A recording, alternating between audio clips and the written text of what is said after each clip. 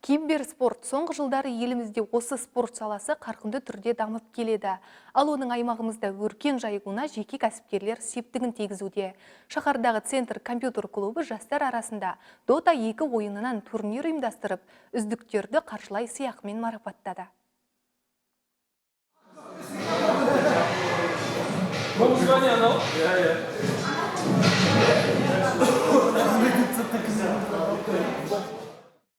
Центр компьютер клубы осыдан 3,5 жыл бұрын ашылған. Осы уақыт аралығында орталық басшылығы киберспорт саласының дамуына үлес қосуда. Яғни түрлі компьютер ойындарынан жарыстар өткізіп, геймерлер арасында үздіктерді анықтап келеді.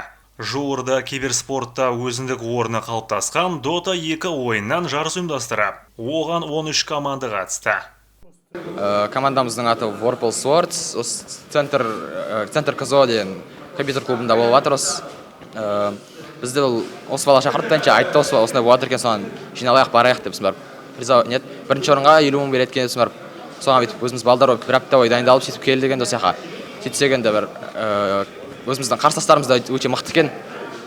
Сонда да біз берілмей ойынды кәдімгі созып до конца өйтіп зорға қиналып болсын ұтты олар. Центр КЗО компьютер клубына көп рахмет. Осы жақта осындай турнир істеген үшін. Dota 2 компьютер ойынына бала кезден бері қызығушылық танытып жүрген Жасұлан Мұсахан да өзінің бағын сынап келді бұл турнирге. Геймердің айтуынша, бұл ойын адамның тұлға болып қалыптасуына оң әсер тигізеді дейді. Осы кішкентай кезден бері Dota ойынын ойнаймыз. Қалай айтсам болады, қазіргі кезде Қазақстанда киберспорт слабо тұр деп есептесек болады. Қазіргі біздің молодой поколениеге киберспортқа шамалы құштарлық берсеңіздер, біздің еліміз былай ең мықты елдердің біреуі болады. Және де кішкентай кезден бері мысалға мен мысалы өзім 2013-тен бері ойнаймын. Осы ойынға 14 мыңдай сағатым кетті. Былай ойындар адамға зиян емес. Негізі ойын адамды дамытады. Және де мен айтқым келіп тұрғаны, мысалға ата-анасы көбісінде қарсы болады да, балдарына ойын ойнап жатыр, ертең жестокий болып кетеді деп. Негізі ол олай емес. Адам ойынға қатысса уже как спорт болады да, уже мысалы киберспорт это реально как спорт уже, компьютермен ойнайтын просто.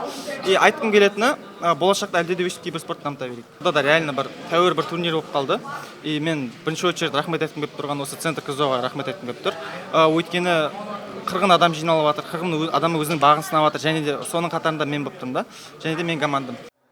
Жарысқа қатысқан 65 ойыншы арасынан үздік команданы анықтау бір күнге созылса керек. Әрбір ұжым өздерінің стратегиялық жоспарларын ұтымды қолдануға тырысты. Дегенмен жарыс нәтижесі бойынша Райоки Тенкай командасы жеңімпаз атанып, 50 мың теңгелік сертификатқа қол жеткізді.